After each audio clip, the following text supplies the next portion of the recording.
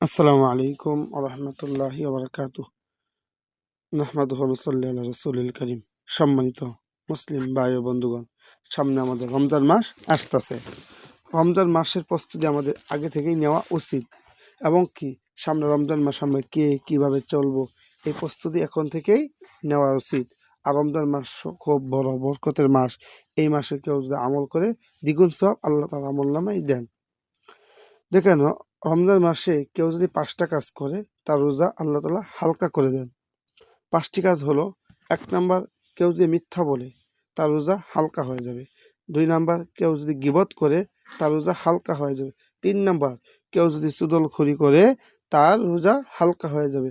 4 number, কেউ যদি মিথ্যা কসম খায় তার রোজা হালকা হয়ে যাবে। 5 নাম্বার, কোনো পুরুষ যদি কোনো নারীর দিকে কুদৃষ্টিকে তাকায়, খারাপ নজরে তাকায়, তার রোজা হালকা হয়ে যাবে। চক্ষু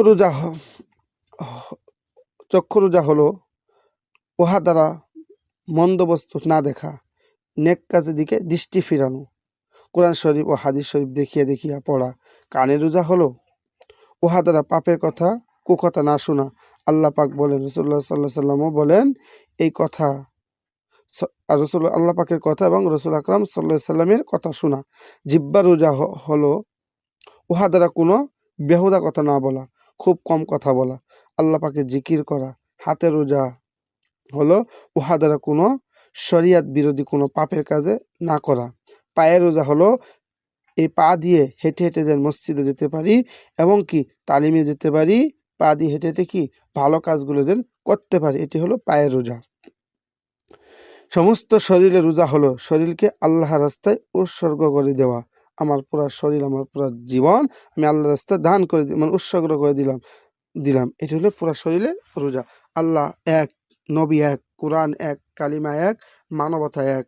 বিশ্বের সব মুসলমান আমরা ভাই ভাই, একের অন্যের কোনো হিংসা নাই, সব মানুষ আমরা ভালো চাই। হুজুর আকরাম সাল্লাল্লাহু আলাইহি সাল্লাম বলেন, যখন রমজান মাসে প্রথম রাত্রি আসে তখন আল্লাহ পাক নিজের বান্দার দিকে রহমতে দৃষ্টি করে এবং সমস্ত দুজকের দরজা বন্ধ করে দেন এবং সমস্ত শয়তানকে কয়েদ করানো হয়।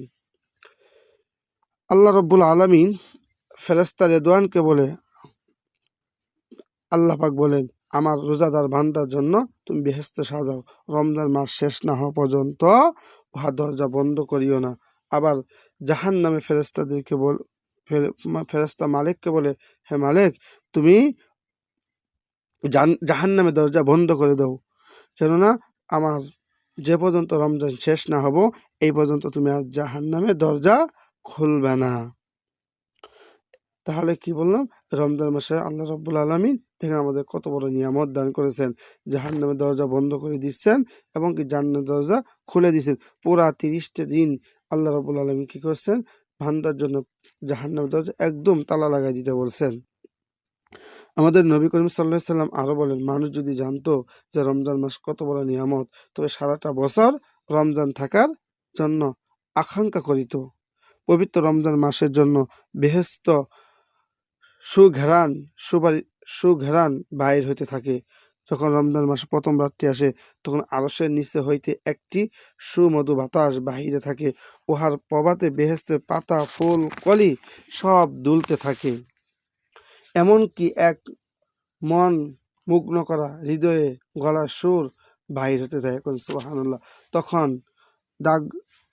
ঢাগর করে চক্ষুওয়ালা হুর বালাগণ বালাখানা হইতে বাহির হইয়া দরজার সামনে দাঁড়িয়ে বেহেশতের সর্দার রেদওয়ানকে জিজ্ঞাসা করে, ইহা কোন রাত্রি?